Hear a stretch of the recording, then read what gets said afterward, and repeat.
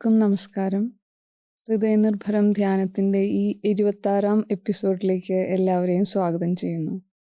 നമ്മൾ ഇത്ര നാൾ 25 എപ്പിസോഡ് പിന്നിട്ട് കഴിഞ്ഞിരിക്കുന്നു. അത് ശരിക്കും പറഞ്ഞ ഒരു നാഴികക്കല്ലാണല്ലേ. തുടർന്നും എല്ലാവരുടെയും സ്നേഹവും പ്രാർത്ഥനകളും ഉണ്ടാവുമെന്ന് വിശ്വസിക്കുന്നു. നമുക്ക് പരിപാടിയിലേക്ക് കിടക്കാം. നമ്മുടെ ഈ പരിപാടി നമുക്കായി അവതരിപ്പിക്കുന്നത് കേരള ഹാർട്ട്ഫുൾനെസ്സിൻ്റെ റീജിയണൽ ഫെസിലിറ്റേറ്ററായ ശ്രീ കെ യു മോഹൻ. സ്വാഗതം മോഹനേട്ടാ. നമസ്തേ ഇന്ദു. ഈ പരിപാടിയിൽ എന്നത്തെയും പോലെ തുടർന്നും 2 സെഗ്മെൻറ്റുകളാണ് പ്രധാനമായിട്ടുള്ളത്. ആദ്യം ഒരു ചോദ്യോത്തരവേളയും അതിനുശേഷം ഓഫ്ലൈനായി സത്സംഗവും പിന്നീട് സാർവലൗകിക പ്രാർത്ഥനയും. അപ്പം നമുക്ക് ഒരു സെൻറ്ററിങ് ചെയ്തതിന് ശേഷം ഓക്കെ. മൃദുവായി കണ്ണുകൾ അടയ്ക്കുക. നമ്മുടെ ഹൃദയത്തിലുള്ള ദിവ്യ സാന്നിധ്യവുമായി സ്നേഹപൂർവം നമുക്ക് കണക്റ്റ് ചെയ്യാം.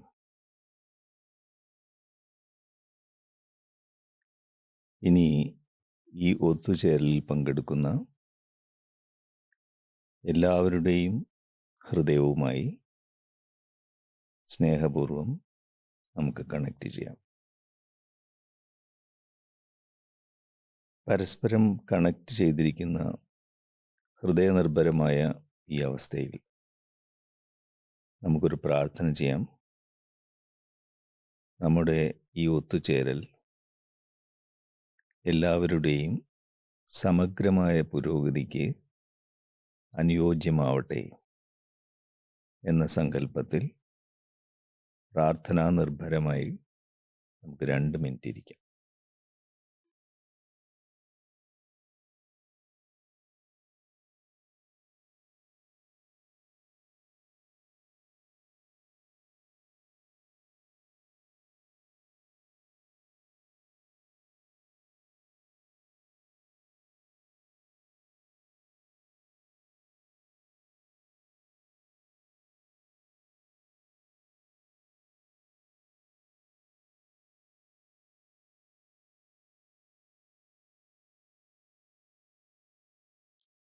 ഓക്കെ.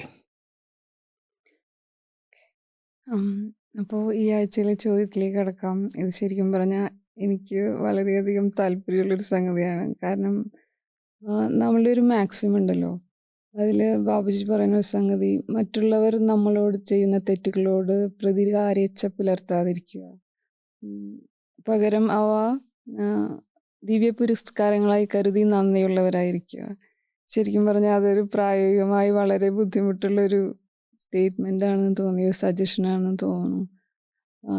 ഒപ്പം നമ്മൾ ഒരു നമ്മളെ മഹാഭാരതത്തിലെ കഥയുണ്ടല്ലോ, അതായത് പാഞ്ചാലിക്ക് നേരിട്ട അപമാനം കാരണമാണ് നമ്മുടെ മഹാഭാരത യുദ്ധം തന്നെ ഉണ്ടാവുന്നത്.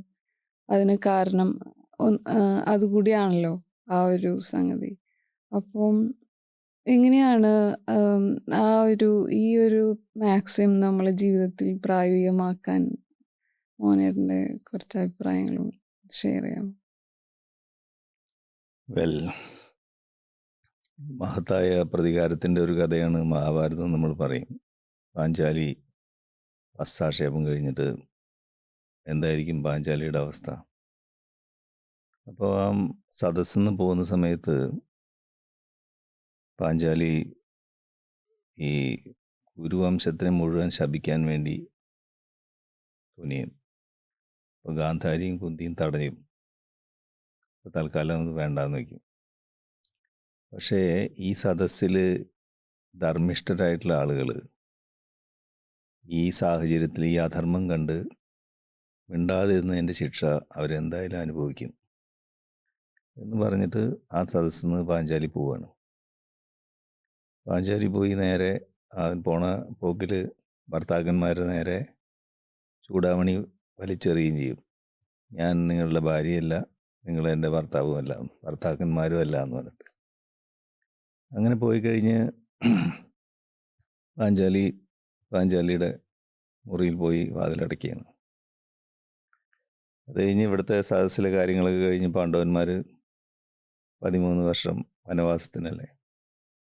അപ്പോൾ പാഞ്ചാലിയെ അന്വേഷിച്ച് അവർ കൊട്ടാരത്തിൽ ചെന്നപ്പോൾ പാഞ്ചാലി വാതിലടച്ചിരിക്കുക. അവരെ ഭയം എന്തായിരുന്നു? പാഞ്ചാലി ആത്മഹത്യ ചെയ്യുമോ എന്നുള്ളതാണ്. അപ്പോൾ ഈ വാതിൽ തുറക്കാനുള്ള ശ്രമം നടത്തി, വാതിൽ തുറക്കാൻ പറ്റുന്നില്ല. അപ്പോൾ അർജുനൻ പറയും ഇങ്ങനെ, പാഞ്ചാലി ഹൃദയത്തിൻ്റെ വാതിൽ അടച്ചു കഴിഞ്ഞിരിക്കും. ഇനി അത് ഒരാൾക്ക് മാത്രമേ തുറക്കാൻ പറ്റുള്ളൂ, വാസുദേവൻ, കൃഷ്ണനെ. അപ്പോഴേക്കും വാസുദേവകൃഷ്ണൻ അവിടെ എത്തും. അദ്ദേഹം പറഞ്ഞ പോലെ അദ്ദേഹമാണ് ഈ വാതിൽ തുറന്നുള്ളു പോകുമ്പോൾ പാഞ്ചാലി ഇങ്ങനെ ജ്വലിച്ചുകൊണ്ട് നിൽക്കുകയാണ് പ്രതികാര ഇച്ഛയിൽ, ദുർഗയെ പോലെ, പ്രതികാര ദുർഗയായിട്ട് നിൽക്കുകയാണ്. അപ്പോൾ അദ്ദേഹം വേറൊരു കഥ പറയാം, പരശുരാമൻ്റെ കഥ. പരശുരാമൻ, അദ്ദേഹത്തിൻ്റെ അച്ഛൻ ഒരു അധർമ്മിയായിട്ടുള്ള ഒരു ക്ഷത്രിയനാണ് അദ്ദേഹത്തിന് കൊല്ലും ചെയ്യും. അതുപോലെ അദ്ദേഹത്തിൻ്റെ ആശ്രമം കൊള്ളയടിക്കും, ഒരു കാരണമില്ലാണ്ട്. അപ്പോൾ പരശുരാമൻ വരുന്ന സമയത്ത് അച്ഛൻ മരിച്ചു കിടക്കുന്നു, ആശ്രമം കൊള്ളയടിച്ചിരിക്കും. അപ്പോൾ എന്തായിരിക്കും അദ്ദേഹത്തിൻ്റെ പ്രതികാര ബുദ്ധി?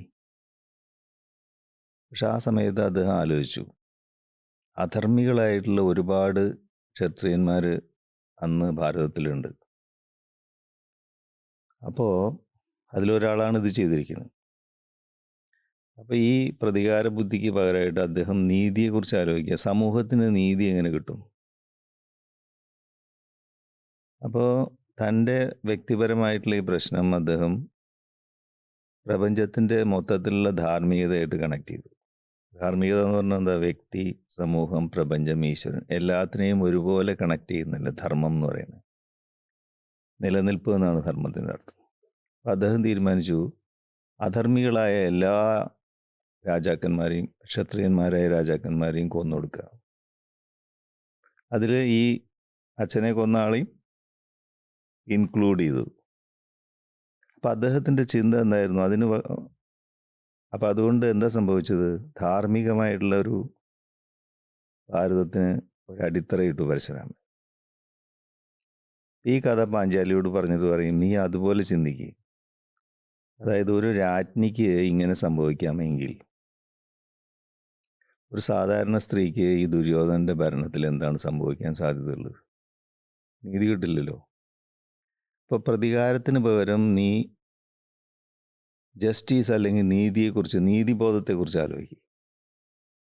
ഇപ്പം എന്താ സംഭവിച്ചിരിക്കുന്നത്? ദുര്യോധനും കൗരവന്മാരും ചെയ്ത തെറ്റിന് നിൻ്റെ അവസ്ഥ എന്താണ്? ശരീരം ആകെ തളർന്നിരിക്കുന്നു, കണ്ണുകളൊക്കെ കലങ്ങിയിരിക്കുന്നു, ആകെ അസ്വസ്ഥമാണ്. അപ്പോൾ ദുര്യോധനൻ ചെയ്ത തെറ്റിന് ആക്ച്വലി ഇപ്പോൾ ശിക്ഷ അനുഭവിക്കുന്നത് നീയല്ലേ. അതിൻ്റെ ആവശ്യം എന്താണ്? ദുര്യോധനിൽ തെറ്റ് ചെയ്തിരിക്കുന്നത്, ദുര്യോധനിൽ ശിക്ഷ അനുഭവിക്കുന്നത്. നീ നിന്നെ സ്വയം എന്തിന് ശിക്ഷിക്കുന്നു? നീ ആദ്യമായിട്ട് ചെയ്യേണ്ടത് ദുര്യോധനന് മാപ്പ് കൊടുക്കുക, എന്നിട്ട് ഇതിൽ നീതി എന്താണെന്ന് അന്വേഷിക്കുക. ഒരു മഹായുദ്ധം വരാൻ പോകുന്നുണ്ട്, അതിൽ കൗരവന്മാരും അധർമ്മികളും ഒക്കെ നശിപ്പിക്കപ്പെടും. അപ്പം അതിന് കുറേ പ്രിപ്പറേഷൻസ് ആവശ്യമുണ്ട്. അപ്പം അത് നമ്മുടെ പരശുരാമൻ ചെയ്ത പോലെ ധാർമ്മികമായിരിക്കും. വ്യക്തിപരമായി പ്രതികാരത്തിനെ ധർമ്മബോധമായിട്ട് കണക്ട് ചെയ്ത് വേറൊരു രീതിയിൽ മാറ്റുക. അപ്പം അതിനെക്കുറിച്ച് ആലോചിക്കണമെങ്കിൽ, ഈ ധാർമ്മികതയെക്കുറിച്ച് ആലോചിക്കണമെങ്കിൽ ആദ്യം എന്ത് വേണം? ഇയാൾക്ക് മാപ്പ് കൊടുക്കണം. അതാണ് ഫസ്റ്റ് സ്റ്റെപ്പ് അയാളുടെ പതനത്തിന്. അപ്പോഴാണ് അത് ഉൾക്കൊള്ളുമ്പോഴാണ് പാഞ്ചാലി ഒന്ന് നോർമലാവുന്നത്. അതുപോലെ നോർമലല്ല. ആരെങ്കിലും അടുത്ത് വന്നവർ എൻ്റെ അടുത്തേക്ക് വരരുത്, നിങ്ങൾ ഭസ്മായി പോകുമെന്ന് പറയും. അങ്ങനെ നിന്നിരുന്നു. അപ്പോൾ അത് വരണം. ബൈബിളിൽ പറയുന്നുണ്ട്, വെഞ്ചിയൻസ് ഇസ് ഹിസ്. പ്രതികാരം അദ്ദേഹത്തിൻ്റെതാണ്, ഈശ്വരൻ്റെയാണ്, നമ്മുടെ എല്ലാം. മറ്റൊരു ഈശ്വരനാണ് ആക്ച്വലി പ്രതികാരം നിറവേറ്റുന്നത്, നമ്മളല്ല എന്നുള്ള അർത്ഥത്തിലാണ്. മനുഷ്യൻ്റെ അല്ല പ്രതികാരം എന്നാണ് പറയുന്നത്. വിഷ്ണു പുരാണത്തിലൊരു രസകരമായിട്ടുള്ള കഥയുണ്ട്. ഒരാൾ വിഷ്ണുവിന് പൂജ ചെയ്യാം. അപ്പോൾ വിഷ്ണു മന്ദഹസിക്കുന്നു. തൊട്ടടുത്ത് ലക്ഷ്മി ദേവിയുണ്ട്. അപ്പോൾ വിഷ്ണുവിൻ്റെ മുഖത്ത് ഇങ്ങനെ ഭാവങ്ങൾ മാറി വരുന്നത് ലക്ഷ്മി ദേവി ശ്രദ്ധിച്ചു. ആദ്യം മന്ദഹാസം, അത് കഴിഞ്ഞ് രൗദ്രഭാവം, അത് കഴിഞ്ഞ് വീണ്ടും മന്ദഹാസം. ചോദിച്ചു, എന്താ അത് ഇങ്ങനെ മാറി മറയുന്ന വികാരങ്ങൾ അങ്ങയുടെ മുഖത്ത് എന്ന് ചോദിച്ചു. അപ്പോഴാണ് ഈ കഥ പറയുന്നത്, ഭൂമിയിൽ ഒരു ഭക്തൻ എനിക്ക് പൂജ ചെയ്യുന്നുണ്ട്. അത് കണ്ടപ്പോൾ സന്തോഷമായിട്ട് മന്ദഹാസമാണ്. കുറച്ച് കഴിഞ്ഞപ്പോൾ ഒരു രാക്ഷസൻ ഈ പൂജ മുടക്കാൻ വേണ്ടി അതിൽ രക്തം കൊണ്ടുവന്ന് ഒഴിക്കാൻ ശ്രമിക്കുക. അപ്പോൾ അയാളെ ഫിനിഷ് ചെയ്യണമല്ലോ ഭഗവാൻ. അപ്പോൾ ആ രൗദ്രഭാവം ഉൾക്കൊണ്ടതാണ്. കുറച്ച് കഴിഞ്ഞപ്പോൾ വീണ്ടും മന്ദഹാസം വന്ന് ഇത്തിരി കഴിഞ്ഞ് നോക്കിയപ്പോൾ ഈ ഭക്തൻ ഈ പൂജ നിർത്തിയിട്ട് രാക്ഷസനോട് യുദ്ധം ചെയ്യാണ്. അപ്പോൾ ഇദ്ദേഹം തന്നെ ഇത് നേരിടുവെച്ച പിന്നെ ഭഗവാന്റെ ആവശ്യമില്ലല്ലോ. അപ്പോൾ ഭഗവാൻ മന്ദഹാസത്തോടെ പിന്മാറി. അതാണ് വെഞ്ചൻസ് ഇസിസ് എന്ന് പറഞ്ഞാൽ. ഇദ്ദേഹത്തിന് പൂജ കണ്ടിന്യൂ ചെയ്താൽ മതി. മനസ്സിലായോ? അപ്പം നമ്മൾ ഈ സാഹചര്യത്തിനെ കൂടുതൽ അപഗ്രഥിച്ച് നോക്കുമ്പോൾ ഇപ്പോൾ ഈ ചോദ്യം കേൾക്കുമ്പോൾ വളരെ ബുദ്ധിമുട്ടാണ്, പ്രായോഗികമല്ല എന്നുള്ള രീതിയിലാണ് ചോദ്യം. ബാപ്പുജി മഹാരാജിൻ്റെ മാക്സിമം എന്താണ്? 7ാമത്തെ മാക്സിമം അത്. മറ്റുള്ളവർ ചെയ്ത തെറ്റിന് അവരോട് പ്രതികാരേച്ഛ ഇല്ലാതിരിക്കുക, നന്ദിപൂർവ്വം അവയെ ദിവ്യ പുരസ്കാരങ്ങളായി കാണുക എന്നാണ്. പ്രതികാരേച്ഛ ഇല്ലാതെ മാത്രമല്ല, ദിവ്യ പുരസ്കാരമായിട്ട് നന്ദിയും കൂടി പ്രകാശിപ്പിക്കണം എന്ന് പറയുമ്പോൾ കുറച്ച് കടന്ന കൈയല്ലേ എന്ന് തോന്നിപ്പോകും നമുക്ക്. അപ്പോൾ പ്രഥമ ദൃഷ്ടിയ ഇത് അങ്ങനെയാണ്, നമുക്ക് അപ്രായോഗികമാണെന്ന് തോന്നും. പക്ഷെ നമ്മൾ അതിനെ ആഴത്തിൽ അപഗ്രഥിച്ച് നോക്കിയാൽ വളരെ വ്യത്യസ്തമായിട്ടുള്ളൊരു കാഴ്ച നമുക്ക് കാണാൻ പറ്റും. ഉദാഹരണത്തിന് ഇപ്പം നമ്മൾ ഓരോ ദിവസവും പല ആളുകളായിട്ടും ഇങ്ങനെ ഇൻട്രാക്ട് ചെയ്യുന്നു, ഇടപെടുന്നു. അപ്പോൾ ആ വ്യക്തികളുടെ വാക്കുകൾ, അവരുടെ പ്രവൃത്തികൾ, നമ്മൾക്ക് ഇഷ്ടാനിഷ്ടങ്ങൾ ഉണ്ടാവുന്നത് സ്വാഭാവികമാണ്. ഇഷ്ടമുണ്ടാവും അനിഷ്ടമുണ്ടാവും, വാക്കുകളും പ്രവൃത്തികളും മറ്റുള്ളവരെ. ചിലപ്പോൾ ചില വാക്കുകളും പ്രവൃത്തികളും നമുക്ക് അനിഷ്ടം കൂടിയിട്ട് പ്രതികാരം വരെ എത്തും. ഇയാളെ അങ്ങോട്ട് ഫിനിഷ് ചെയ്ത് കളയാം എന്ന് വരെ തോന്നുന്നത്. അതല്ലേ നമ്മൾ പ്രതികാര ബുദ്ധി എന്ന് പറയുന്നത്. അപ്പോൾ ആ സമയത്ത് നമ്മുടെ ഹൃദയത്തിൻ്റെ അവസ്ഥ എന്തായിരിക്കും? പാഞ്ചാലിയുടെ അവസ്ഥ പോലെയല്ലേ? ഹൃദയം ഹെവിയാവും. നമ്മുടെ മനസ്സിൻ്റെ അവസ്ഥ എന്താണ്? മനസ്സിൽ പ്രതികാരേച്ഛ മാത്രമേ ഉള്ളൂ. അപ്പോൾ ഹൃദയം ഹെവിയാണ്, മനസ്സ് പ്രതികാരേച്ഛയിൽ നിൽക്കുന്നു. ഹാർട്ട്ഫുൾനെസ് തത്വം എന്താണ്? Right thinking, correct understanding, honest approach to life എന്നല്ലേ. ശരിയായ ചിന്ത, ശരിയായ ഫീലിംഗ്, ജീവിതത്തിനോട് സത്യസന്ധമായ സമീപനം. ഇവിടെ ഹാർട്ട് ഹെവി എന്ന് പറഞ്ഞാൽ എന്താ അർത്ഥം? ചിന്ത തെറ്റാന്നല്ലേ. പ്രതികാരേച്ഛ എന്ന് പറയുന്നതാണ് ഹാർട്ട് ഹെവി ആക്കണമെന്ന് പറഞ്ഞാൽ ചിന്ത തെറ്റായതുകൊണ്ട് ഹാർട്ടിൻ്റെ ഫീലിംഗ് റോങ് ആണ്. അതായത് ഹാർട്ടിൻ്റെ ഫീലിംഗ് റോങ് ആണ്, ചിന്ത റോങ് ആണ്, ജീവിതത്തിനോടുള്ള സമീപനം റോങ് ആണ്. അതായത് പ്രതികാരേച്ഛ പ്രകൃതി അംഗീകരിക്കുന്നില്ല എന്നായിരുന്നു മനസ്സിലാക്കേണ്ടത് അല്ലേ. ഇനി നമ്മൾ പ്രതികാരം ചെയ്യുന്ന ഏതെങ്കിലും ഒരു മൊമെൻ്റ് ഒന്ന് വിഭാവനം ചെയ്ത് നോക്കുക. നമ്മൾ ആരോടെങ്കിലും പ്രതികാരം ചെയ്യാൻ തീരുമാനിച്ച ആ നിമിഷം ഒന്ന് നമ്മളൊന്ന് റീക്രിയേറ്റ് ചെയ്ത് നോക്കുക. നമ്മുടെ സ്ട്രെസ് ലെവൽ എങ്ങനെ ഉണ്ടാവും ആ സമയത്ത്? വളരെ ഹൈ ആയിരിക്കില്ലേ? സമ്മർദ്ദം നമ്മുടെ ഉള്ളിൽ. നമ്മൾ ഏതെങ്കിലും സയൻറ്റിസ്റ്റിൻ്റെ അടുത്ത് പോയിട്ട് നമ്മുടെ സ്ട്രെസ് ഹോർമോൺസൊക്കെ ഒന്ന് മെഷർ ചെയ്യാൻ പറഞ്ഞു നോക്കി. ആ സമയത്ത് ബ്ലഡ് ടെസ്റ്റ് ചെയ്യാൻ പോണ പോലെ ഈ cortisol level, adrenaline, blood pressure, പിന്നെ ആങ്സൈറ്റി എല്ലാം ഒന്ന് മെഷർ ചെയ്ത് എങ്ങനെ ഉണ്ടാവും? നമുക്ക് ഉറപ്പല്ലേ എല്ലാം വളരെ ഹൈ ആയിരിക്കുന്നു. ഈ എൻസൈംസിൻ്റെ ലെവൽ കൂടുന്ന സമയത്ത് എന്തുണ്ടാവും? പോസിറ്റീവ് എൻസൈംസ് ഉണ്ട്, happy enzymes, serotonin, melatonin. Melatonin നമ്മളെ ഉറക്കുന്ന എൻസൈമാണ്. ഇതിൻ്റെ റിലീസ് കുറയും. അപ്പോൾ നമുക്ക് ഉറക്കം വരില്ല. പ്രതികാരം വെച്ചുകൊണ്ട് ഉറങ്ങാൻ പറ്റുമോ? ഉറക്കം വരില്ല. സ്ഥിരമായിട്ട് ഉറക്കം വരാണ്ടിരുന്ന് എന്ത് സംഭവിക്കും? നമ്മുടെ ഹെൽത്ത് നഷ്ടപ്പെടും. അപ്പോൾ ആക്ച്വലി നമ്മളെ പനിഷ് ചെയ്യല്ലേ ചെയ്യണത്. മറ്റൊരാൾ ചെയ്ത തെറ്റാണെങ്കിൽ തന്നെ ആണെന്ന് വിചാരിക്കുക. അപ്പോൾ മറ്റൊരാൾ ചെയ്ത തെറ്റിന് ഞാൻ എന്നെ എന്തിനു പനിഷ് ചെയ്യണം, ശിക്ഷിക്കണം ഉള്ള ചോദ്യമല്ലേ. അതുകൊണ്ട് ചൈനീസ് ഫിലോസഫർ കൺഫ്യൂഷ്യസ് അദ്ദേഹം പറഞ്ഞു, നിങ്ങൾ പ്രതികാരത്തെക്കുറിച്ച് ആലോചിക്കുമ്പോൾ അതിന് പുറപ്പെടുന്നതിന് മുമ്പ് 2 ശവക്കുഴി റെഡിയാക്കിക്കൊള്ളാൻ മതി. നമുക്കും ഉം. ആരോടാണ് പ്രതികാരം ചെയ്യുന്ന അയാൾക്കും അത് രണ്ടുപേരുടെയും സ്ഥിതി അപകടത്തിലാണ്. വേറൊരു ഫിലോസഫർ ഉണ്ട്, അതിൻ്റെ പേരെനിക്ക് ഓർമ്മയില്ല. അദ്ദേഹം പറഞ്ഞു, നമ്മുടെ ജീവിതത്തിൽ ഒരുപാട് കാര്യങ്ങൾ പോസ്റ്റ്പോൺ ചെയ്യലോ, അതുപോലെ പ്രതികാരം ബുദ്ധി പോസ്റ്റ്പോൺ ചെയ്യുക, നീട്ടി വയ്ക്കുക. ഏതുവരെ? വിവേകം ഉദിക്കുന്നവരെ നീട്ടി വയ്ക്കുക, അല്ലെങ്കിൽ സ്റ്റോപ്പ് ചെയ്യുക. നല്ല അഡ്വൈസ് അല്ലേ അത്? ഇനി നമുക്ക് ഇതിൻ്റെ കൂടുതൽ കുറച്ചും കൂടി നമ്മൾ ഡീപ്പായിട്ട് പോയി കഴിഞ്ഞാൽ നമ്മുടെ ജീവിതത്തിൽ സംഭവിക്കുന്ന എല്ലാ അനുഭവങ്ങൾക്കും കാരണം എന്താണ്? നമ്മുടെ ചിന്തകളും നമ്മുടെ പ്രവൃത്തി, അതിൻ്റെ ഫലം. അതാണ് മുദ്രകളായിട്ട്, സംസ്കാരങ്ങളായിട്ട്, ഇംപ്രഷൻസായിട്ട് നമ്മുടെ ഉള്ളിൽ വീഴുന്നത്. മറ്റൊരാളുടെ ചിന്ത കൊണ്ടും പ്രവൃത്തി കൊണ്ടും നമ്മുടെ ഉള്ളിൽ മുദ്രകൾ വീഴില്ല. ഇതൊരു വസ്തുതയാണ്. അപ്പം നമ്മൾ അനുഭവിക്കുന്ന എല്ലാ തരത്തിലുള്ള അനുഭവങ്ങൾക്കും ഉത്തരവാദി ആരാണ്? ഞാൻ തന്നെയെന്ന് ഉറപ്പാണ്. അപ്പോൾ ഈ മുദ്രകൾ ഇങ്ങനെ സ്ഥിരമായിട്ട് നമ്മുടെ ചിന്തകളും പ്രവൃത്തികളും കൊണ്ട് മുദ്രകൾ സ്ഥിരമായിട്ട് നമ്മുടെ ഉള്ളിൽ വീണുകൊണ്ടിരിക്കുന്നു. നല്ലതായാലും ചീത്തയായാലും, ഇഷ്ടമായാലും അനിഷ്ടമായാലും. ഈ മുദ്രകൾ വന്ന് നിറയുന്ന സമയത്ത് പ്രകൃതി എന്താ ആഗ്രഹിക്കുക? പ്യൂരിഫിക്കേഷൻ വേണം. അതിൻ്റെ ഒറിജിനൽ സ്റ്റേറ്റിലേക്ക് മടങ്ങിപ്പോകാനാണ് ആത്മാവ് ആഗ്രഹിക്കുന്നത്. ഇംപ്യൂർ സ്റ്റേറ്റ് അത് ആക്സെപ്റ്റ് ചെയ്യില്ല. അപ്പോൾ ഈ പ്യൂരിഫിക്കേഷൻ പ്രോസസ്സിൻ്റെ ഭാഗമായിട്ട് ഭോഗം ആവശ്യമാണ്, സംസ്കാരങ്ങളുടെ ഭോഗം. അപ്പോൾ സംസ്കാരങ്ങളുടെ ഭോഗങ്ങളാണ് നമ്മൾ അനുഭവങ്ങളായിട്ട് പുറത്തു വരുന്നത്. അപ്പോൾ ആ സംസ്കാരങ്ങളുടെ ഭോഗം അനുഭവിക്കണമെങ്കിൽ ചില കാരണങ്ങൾ ആന്തരികമായിട്ടുണ്ടാവും, ചില സ്റ്റിമുലസ് ഉള്ളിൽ നിന്ന് തന്നെ വരും ഈ ഭോഗം അനുഭവിക്കാൻ. ചിലപ്പോൾ അത് മതിയാകാതെ വരും. അപ്പോൾ നേച്ചർ പുറത്തൊരാളെ അപ്പോയിൻ്റ് ചെയ്യും ഇതിന് സ്റ്റിമുലസ് കൊണ്ടുവരാൻ. അപ്പോൾ നമ്മളോട് മറ്റുള്ളവർ ചെയ്യുന്ന ഈ തെറ്റായിട്ടുള്ള പ്രവൃത്തികളാണെന്ന് നമുക്ക് തോന്നുന്ന കാര്യങ്ങൾ നേച്ചർ അപ്പോയിൻ്റ് ചെയ്തിരിക്കുക എന്തിനാ? നമ്മളുടെ ഭോഗത്തിനെ ആക്ടിവേറ്റ് ചെയ്യാൻ വേണ്ടി പുറത്തുനിന്ന് ഒരാളെ. അപ്പോൾ ആക്ച്വലി അയാൾ നമ്മുടെ അടുത്ത സുഹൃത്താണ്, അല്ലേ?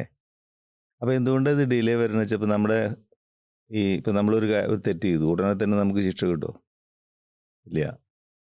ഒരാൾ വേറൊരാളെ കൊന്നു, വേറെ ആൾ സാക്ഷിയുണ്ട്, അയാളെ പോലീസൊക്കെ പിടിച്ചു, പക്ഷേ അയാൾ ശിക്ഷിക്കണേ എത്ര കാലം എടുക്കും? ചിലപ്പോൾ 5 കൊല്ലം 10 കൊല്ലമൊക്കെ എടുക്കും. അതിനെന്താ കാരണം എന്ന് വെച്ചാൽ, നമ്മുടെ ഉള്ളിൽ ഈ 13 ചക്രങ്ങളെക്കുറിച്ച് ഹാർട്ട്ഫുൾനെസ്സിൽ പറയുന്നില്ലേ?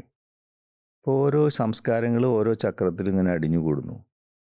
അതിൻ്റെ ഭോഗം ആരംഭിക്കുന്നത് ഈ ചക്രങ്ങളൊക്കെ നിറഞ്ഞ് കവിയുമ്പോഴാണ് ഇതിൻ്റെ ഭോഗം തുടങ്ങുന്നത്.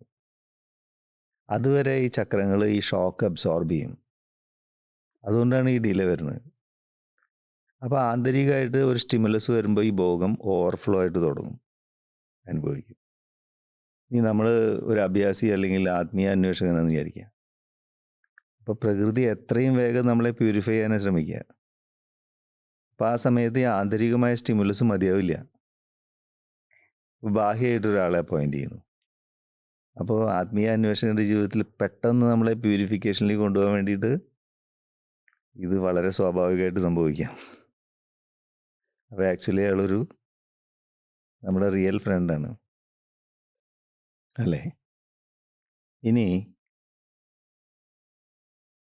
ഇനി നമ്മൾ ഒരാൾ നമ്മളോട് എന്തെങ്കിലും മോശമായിട്ട് പറയുകയോ അല്ലെങ്കിൽ പ്രവർത്തിക്കുകയോ ചെയ്യുമ്പോൾ നമ്മൾ അയാളോട് പ്രതികാരം എടുക്കുന്നു. ഇനി പ്രകൃതി നമ്മളുടെ നേരെ പ്രതികാരം കിട്ടിയാൽ എന്ത് ചെയ്യും? പ്രകൃതിക്ഷോഭങ്ങളായിട്ട് നമ്മളെ വീടിൻ്റെ മേലെ ഭൂകമ്പം വന്നിട്ട് നമ്മുടെ വീട് ഇടിഞ്ഞു വീണു, അതിൻ്റെ അടിയിൽ 2-3 പേര് മരിച്ചു, അല്ലെങ്കിൽ വെള്ളപ്പൊക്കം വന്നു, ഫ്ലഡ് കോമൺ അല്ലേ? നമ്മൾ പ്രകൃതിയോട് പ്രതികാരം വിട്ടോ? ഇല്ല. ഞാൻ ഒരിക്കൽ ഒരു മൂവിയിൽ കണ്ടു, ഒരു കോൺട്രാക്ടർ ഒരു പാലം പണിയാണ്. അപ്പോൾ ഇദ്ദേഹം പ്രോപ്പർ വേയിലൊന്നല്ല ഇത് പണിയുന്നത്, പല അഴിമതികളും ഉണ്ടായില്ലേ. അപ്പോൾ ആ നാട്ടിലുള്ള ഒരു സാമൂഹ്യ പ്രവർത്തനം ഇത് കണ്ടുകൊണ്ടിരിക്കുന്നുണ്ട്, ഇയാൾ പ്രോപ്പറായിട്ടുള്ള രീതിയിലല്ല ഇത് ചെയ്യുന്നതെന്നുള്ളത്. ഇയാൾക്ക് ദേഷ്യം വന്ന ഒരു ദിവസം ഈ കോൺട്രാക്ടർ ഈ പാലത്തിൻ്റെ അടിയിൽ ഇറങ്ങി ഇത് ഇൻസ്പെക്ട് ചെയ്യുന്ന സമയത്ത് ഇയാൾ മേലെന്ന് ഒരു കല്ലെടുത്ത് ഇയാളുടെ തലക്കിട്ടു, കൊല്ലാൻ വേണ്ടി. ദേഷ്യം കൊണ്ട്, ഇയാളുടെ അഴിമതി കണ്ടിട്ട്. അയാൾ കുറച്ചും കൂടെ മാറിയുകൊണ്ട് അയാളുടെ തലയ്ക്ക് വീണില്ല, തോളത്ത് തട്ടിയിട്ട് പോയി. അപ്പോൾ അയാൾ തോളത്ത് ചെറിയൊരു മുറിവ് വന്നു, കഴുത്തിന് ചെറിയൊരു പരിക്കൊക്കെ പറ്റി. അപ്പോൾ അയാൾ കോളറൊക്കെ ഇട്ടിട്ട് നടക്കണം പിന്നെ. അപ്പോൾ ഇയാൾ ആരാന്ന് മനസ്സിലായി. അയാളെ ശരിയാക്കാനുള്ള ഏർപ്പാടൊക്കെ ഇങ്ങനെ ചെയ്തു. അങ്ങനെ ചെയ്തിരിക്കുന്ന സമയത്ത് വീണ്ടും ഒരിക്കൽ ഇദ്ദേഹം ഇൻസ്പെക്ഷൻ വന്നു ഇതിൻ്റെ അടിയിൽ, കോൺട്രാക്ടർ. ആ സമയത്ത് പാലം അദ്ദേഹത്തിന് മേലേക്ക് ഇടിഞ്ഞു പൊളിഞ്ഞു, അങ്ങനെ മരിച്ചുപോയി. എന്താ സ്ഥിതി? അതിന് പാലത്തിനോടും കയറി പ്രതികാരം വിട്ടു, പ്രകൃതിയോട് പ്രതികാരം വിട്ടോ? അപ്പോൾ പ്രകൃതി നമ്മളോട് പ്രതികാരം ചെയ്യുന്ന പോലത്തെ സാഹചര്യങ്ങൾ വരുമ്പോൾ നമ്മൾ പ്രതികാരം തോന്നുന്നില്ല. മനുഷ്യൻ ചെയ്യുമ്പോൾ തോന്നുന്നു. എന്താ കാരണം? പ്രകൃതിക്ക് മനസ്സില്ല. മനുഷ്യനെ സംബന്ധിച്ചിടത്തോളം ഹൃദയവും മനസ്സും ചേർന്ന ആ മാഗ്നറ്റിക് ഫീൽഡിലാണ് ഇത് സംഭവിക്കുന്നതെന്ന് അർത്ഥം അല്ലേ? അപ്പോൾ ഇത് നമ്മൾ ആലോചിക്കേണ്ടത്, ലാലാജി മഹാരാജ് പറയാറുണ്ട്, നമ്മൾക്ക് ആർക്കെങ്കിലും നമ്മൾ പൈസ കടം കൊടുത്തു നോക്കി, സാധാരണ സംഭവിക്കുന്നതല്ലേ. അദ്ദേഹം പറയും തിരിച്ചു കിട്ടില്ല. തിരിച്ചു കിട്ടില്ല എന്ന് പ്രതീക്ഷിച്ചുകൊണ്ട് വേണം കൊടുക്കാൻ. അദ്ദേഹം പറയും നിങ്ങൾക്ക് കുറച്ച് ഉദാര മനസ്ഥിതിയാവുക. എന്താ അറിയോ? തിരിച്ചു കിട്ടിയില്ലെങ്കിലും കുഴപ്പമില്ലാത്ത അത്ര എമൗണ്ട് കൊടുത്താൽ മതി. എത്ര നല്ല അഡ്വൈസാ. അതാണ് അദ്ദേഹം പറയുന്നത്. നമുക്ക് സ്വയം ഒരു ഉദാര മനസ്ഥിതി സൂക്ഷിക്കാൻ പറയാം അദ്ദേഹം. അപ്പോൾ അല്ലെങ്കിൽ എന്ത് സംഭവിക്കും? ഒരു വലിയ എമൗണ്ട് നമ്മൾ കടം കൊടുത്ത ഒരാൾക്ക് തിരിച്ചു തരുന്നില്ല, എന്തായിരിക്കും നമ്മുടെ അവസ്ഥ? നമ്മൾ വെയിറ്റ് ചെയ്തു, തരുന്നില്ല. അപ്പോൾ തുടക്കത്തിൽ നമ്മൾ വളരെ ഉദാര മനസ്കനായിരുന്നു, അതുകൊണ്ടാണല്ലോ കൊടുത്തത്. വിചാരിക്കും ഇനി ഇയാൾക്ക് ഞാൻ പൈസ കൊടുത്ത് തിരിച്ചു തരുന്നില്ല, ഇനി ഇയാൾ എൻ്റെ സുഹൃത്തല്ല, ഇയാൾ എൻ്റെ ബന്ധുവല്ല, ഇയാളായിട്ടുള്ള യാതൊരു ബന്ധുവില്ല. അപ്പോൾ മുമ്പുണ്ടായിരുന്ന ഉദാര മനസ്ഥിതി എനിക്ക് നഷ്ടപ്പെട്ടു. അതുകൊണ്ടാണ് ലാലാജി അഡ്വൈസ് പറയുന്നത്, തിരിച്ചു കിട്ടിയില്ലെങ്കിലും കുഴപ്പമില്ലാത്ത അത്രയും എമൗണ്ട് കൊടുത്താൽ നിങ്ങളുടെ ഉദാര മനസ്ഥിതി കീപ്പ് ചെയ്യുകയും ചെയ്യാം, നിങ്ങളോടും നിങ്ങൾക്ക് ഉദാര മതിയാവും. നല്ല അഡ്വൈസ് അല്ലേ? ഇനി ആലോചിച്ച് നോക്കൂ, ഇനി പ്രതികാരം ചെയ്യാൻ ഉദ്ദേശിക്കുന്ന ആൾ നമ്മളെ ബോസാന്ന് വിചാരിക്കും, ഓഫീസിലെ. എന്ത് ചെയ്യും? നമുക്ക് എന്തെങ്കിലും ചെയ്യാൻ പറ്റുമോ? ഒന്നും ചെയ്യാൻ പറ്റില്ല. അപ്പോൾ എന്താ ചെയ്യുക? നമ്മൾ എപ്പോഴെങ്കിലും ഒരു അവസരം കിട്ടുമ്പോൾ ഇയാളോട് പകരം ചോദിക്കാൻ വെച്ചിട്ട് നമ്മളത് നീട്ടി വയ്ക്കും. അപ്പോൾ എന്താ സംഭവിക്കുന്നത്? ഈ പോയ്സൺ എൻ്റെ ഹൃദയത്തിൽ ഞാൻ ഒരുപാട് നാൾ സൂക്ഷിക്കുക. എപ്പോഴെങ്കിലും ഈ ബോസ് ഒന്ന് വീക്കാവുന്ന സമയത്ത് നമ്മൾ പത്തി ഉയർത്തി അയാളെ കൊത്തും, അല്ലേ? ഇനി വീക്കായിട്ടുള്ള ഒരാളാണോ നമ്മളോട് മോശമായിട്ട് സംസാരിക്കണം, പെരുമാറണമെങ്കിലോ എന്തെങ്കിലും പ്രവൃത്തി ചെയ്യണമെങ്കിലോ അപ്പം തന്നെ നമ്മൾ റിയാക്ട് ചെയ്യും. ഈ രണ്ട് സാഹചര്യമല്ലേ സാധാരണ ഒരു സിറ്റുവേഷനിൽ വരാൻ ചാൻസ് ഉള്ളത്. മൂന്നാമത്തെ ഒരു സാഹചര്യം ആലോചിച്ച് നോക്കുക. നമ്മളൊന്ന് പോസ് ചെയ്യുക, വിരാമം. പവർ ഓഫ് പോസ് എന്ന് പറയില്ല രാജി. വിരാമം ഇടുക, വെയിറ്റ് ചെയ്യുക, റിസോൾവ് ചെയ്യുക ആൻഡ് ഫോർഗെറ്റ് അബൌട്ട് ഇറ്റ്. അദ്ദേഹം പറഞ്ഞു നമുക്കത് സ്വയം പോസിറ്റീവായി റിസോൾവ് ചെയ്ത് അതിനെക്കുറിച്ച് മറക്കാൻ പറ്റുകയാണെങ്കിൽ ആ സമയത്ത് നമ്മുടെ ഹൃദയത്തിനൊരു എക്സ്പാൻഷൻ ഫീൽ ചെയ്യും. ഗ്രേസ് നമ്മളിങ്ങനെ ഡിസെൻഡ് ചെയ്യുന്നത് കാണാൻ പറ്റും. അപ്പോൾ അത് ബോധപൂർവം പോസിറ്റീവായിട്ട് റിസോൾവ് ചെയ്ത് കഴിഞ്ഞ് ഇത് അനുഭവിച്ചു കഴിഞ്ഞാൽ നമുക്കത് ഫീൽ ചെയ്യാം. അപ്പോൾ റിസോൾവ് ചെയ്ത് മുന്നോട്ട് പോകുന്നതാണ് അഭികാമ്യം. കാരണം അപ്പം തന്നെ ഹാർട്ടിന് എക്സ്പാൻഷൻ, ബോധത്തിൻ്റെ ഒരു വികാസം നമുക്ക് ഫീൽ ചെയ്യണത് ഈ സാഹചര്യത്തിൽ. അപ്പോൾ അതല്ലെങ്കിലോ പ്രതികാരത്തിന് നമ്മൾ കൊടുക്കേണ്ട വില വളരെ അധികമാണ്. പൈസയുടെ രൂപത്തിലല്ല, നമ്മൾ ഉണ്ടാക്കി വയ്ക്കുന്ന സംസ്കാരങ്ങൾ. ഇപ്പം ഞാൻ നേരത്തെ പറഞ്ഞില്ല, ഈ പോയ്സൺ ഞാൻ ഹൃദയത്തിൽ ഒരുപാട് നാൾ കൊണ്ട് കിടക്കുകയാണെങ്കിലോ എന്തുമാത്രം സംസ്കാരം ഞാൻ ഫോം ചെയ്യും. ഇപ്പോൾ ലാലാജി ഈ പൈസ കടം കൊടുക്കുന്ന കേസിൽ പറഞ്ഞ് ചിലപ്പോൾ നമ്മളിങ്ങനെ വെയിറ്റ് ചെയ്യുക, പൈസ തരുന്നില്ല. ചിലപ്പോൾ നമുക്കൊരു റീബർത്ത് എടുക്കേണ്ടി വരും ഈ പൈസ കിട്ടാൻ. അപ്പോൾ നമ്മൾ ഇതിനെക്കുറിച്ച് തന്നെ ഇങ്ങനെ ആലോചിച്ചിട്ട് ഒരു റീബർത്ത് എടുത്തു എന്ന് വിചാരിക്കുക, പുനർജന്മം എടുത്തു, എന്തിനാ? ഈ പൈസ കിട്ടാൻ വേണ്ടിയിട്ട്. പൈസ വാങ്ങിച്ച ആൾ ചിലപ്പോൾ അയാൾ പശ്ചാത്തപിച്ചിട്ടുണ്ടാവും. അയാൾ ഈശ്വരനോട് പറഞ്ഞു, ഭഗവാനെ എനിക്കൊരു നിവൃത്തിയില്ലാത്തതുകൊണ്ടാണ്, എനിക്ക് കൊടുക്കണമെന്നുണ്ടായിരുന്നു, എന്നോട് ക്ഷമിക്കണേന്ന് പറഞ്ഞ് നിരന്തരം പ്രാർത്ഥിച്ച് പശ്ചാത്തപിച്ചിട്ടുണ്ടെങ്കിൽ ചിലപ്പോൾ അയാൾ മോക്ഷപ്രാപ്തിയിൽ പോയിട്ടുണ്ടാവും. മറ്റേ ആൾ പൈസയ്ക്ക് വേണ്ടി റീബർത്ത് എടുത്ത് വെയിറ്റ് ചെയ്യുക. അപ്പോൾ റിസോൾവ് ചെയ്ത് പോസ് ചെയ്ത് വെയിറ്റ് ചെയ്ത് സോൾവ് ചെയ്ത് അതിനെക്കുറിച്ച് പരിപൂർണമായിട്ട് മറന്നു പോകുന്നതല്ല അഭികാമ്യം എന്ന് പറയുന്നത്. അപ്പം അങ്ങനെ നോക്കുമ്പോൾ നമുക്ക് മറ്റാളുടെ ഷൂസിൽ നിന്നിട്ട് നമുക്ക് ആലോചിക്കാം, ഒരു പക്ഷേ അയാൾക്ക് നമ്മളോട് ചെയ്ത കാര്യങ്ങൾക്കൊക്കെ ജസ്റ്റിഫിക്കേഷൻ ഉണ്ടാവാം. ഞാൻ സ്പിരിച്വലായിട്ടല്ല പറയുന്നത്, സാധാരണ അല്ലെങ്കിൽ സ്പിരിച്വലായിട്ടുള്ള നമ്മൾ ആദ്യം പറഞ്ഞല്ലോ എന്താ കാരണം എന്ന്. ജസ്റ്റിഫിക്കേഷൻ ഉണ്ടാവാം നമ്മളോട് ചെയ്യുന്ന കാര്യങ്ങൾക്ക്.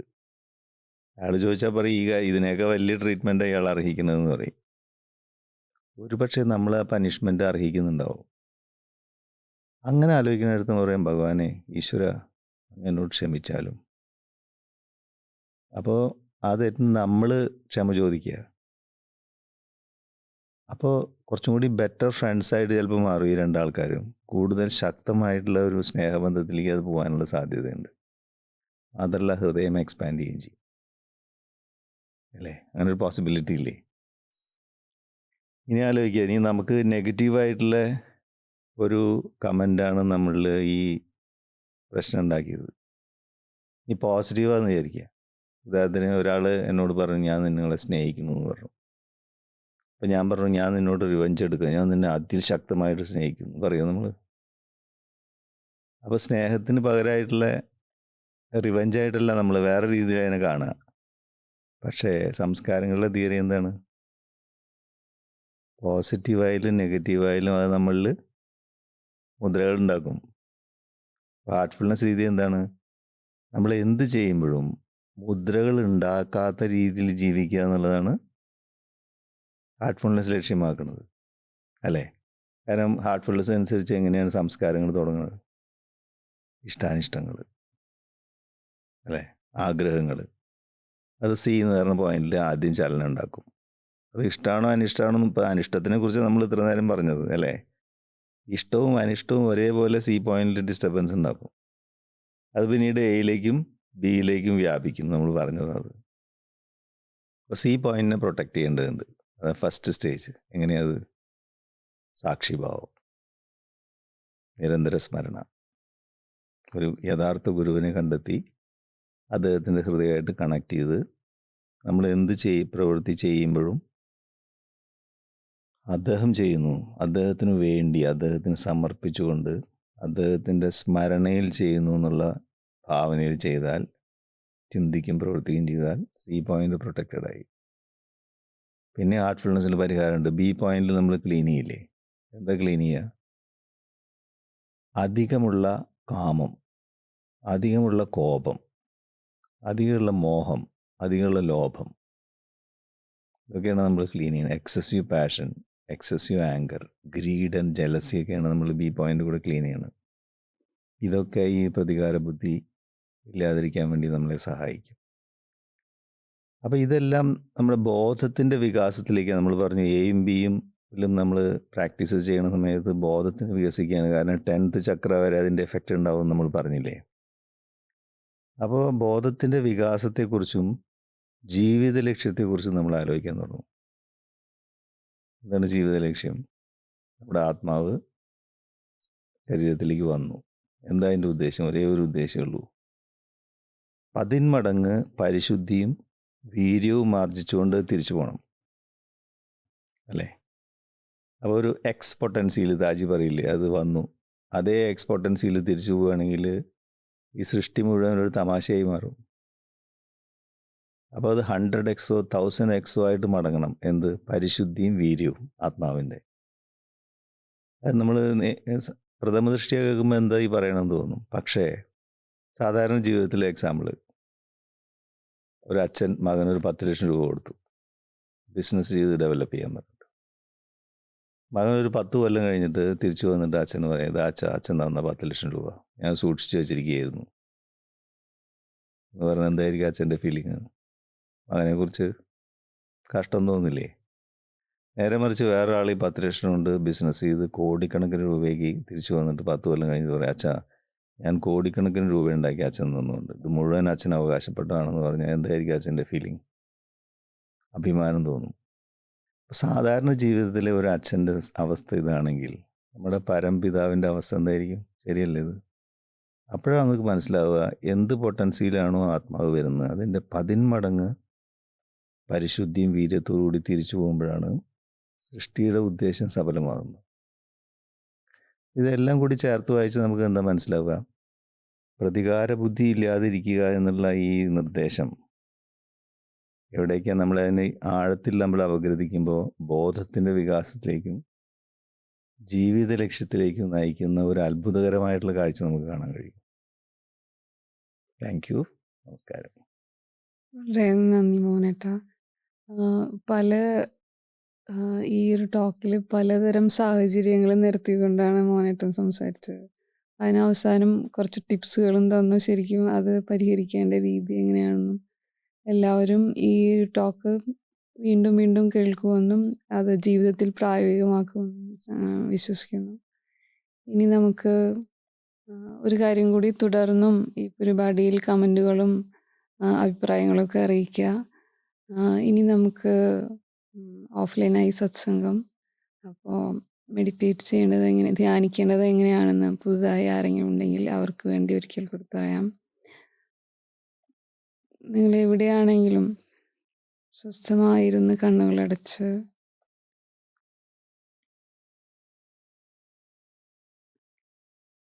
ഹൃദയത്തിലേക്ക് ശ്രദ്ധിച്ച്, എൻ്റെ ഹൃദയത്തിൽ ഇതിനകം തന്നെ ദിവ്യപ്രകാശത്തിൻ്റെ ഒരു സ്രോതസ്സുണ്ടെന്ന് സങ്കല്പിച്ചുകൊണ്ടിരിക്കുക.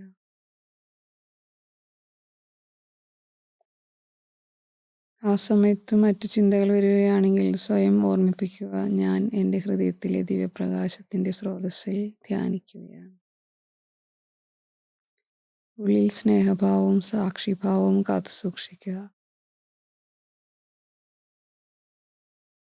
ഇനി അതിനുശേഷം സാർവലൗകിക പ്രാർത്ഥനയാണ്. അതിങ്ങനെയാണ്: എല്ലാവരിലും സ്നേഹവും ഭക്തിയും വിശ്വാസവും സാഹോദര്യവും നിറയുന്നു സങ്കല്പിച്ചുകൊണ്ട് നമ്മൾ 9 മണി മുതൽ 9:15 വരെ ധ്യാനിക്കുന്നു. നമുക്ക് 9 മണി വരെ ധ്യാനിക്കാം സത്സംഗ്. 9 തൊട്ട് 9:15 വരെ സാർവലൗകിക പ്രാർത്ഥന. പക്ഷെ നമ്മൾ യൂട്യൂബ് ഡിസ്കണക്ട് ചെയ്യാണ്. Thank you. നമസ്കാരം.